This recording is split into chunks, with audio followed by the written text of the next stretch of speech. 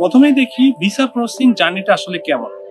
Offer letter পাওয়ার পর আপনার প্রথম যে কাজটা করতে হবে তা হলো ক্যাম্পাস ফ্রান্স বাংলাদেশের অফিসিয়াল ইমেলে আপনার এই সকল ডকুমেন্টস অ্যাপয়েন্টমেন্টের জন্য সাবমিট করতে হবে।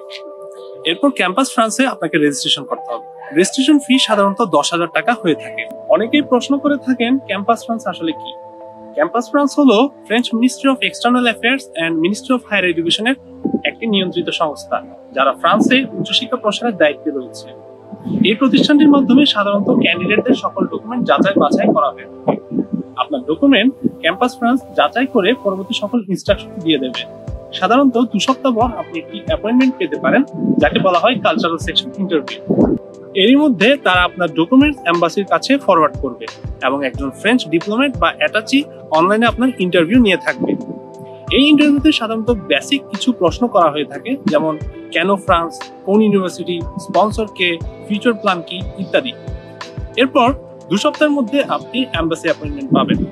এম্বাসিতে যথারীতি আপনার সকল ডকুমেন্টস নিয়ে ফিজিক্যালি আপনাকে ইন্টারভিউ দিয়ে আসতে হবে। এক্ষেত্রে আপনার বায়োমেট্রিক নেওয়া হতে পারে। এম্বাসি কনসুলার অফিসার সাধারণত motivation, finance, accommodation, family, sponsor, job experience, research experience, internet programme নিয়ে বেশ কিছু প্রশ্ন করে থাকতে পারে। সাধারণত 21 কর্মদিবসের মধ্যে আপনার ভিসা ডিসিশন চলে আসবে এবং আপনি পাসপোর্ট কালেকশন ইমেল এবং মেসেজ পেয়ে থাকবেন।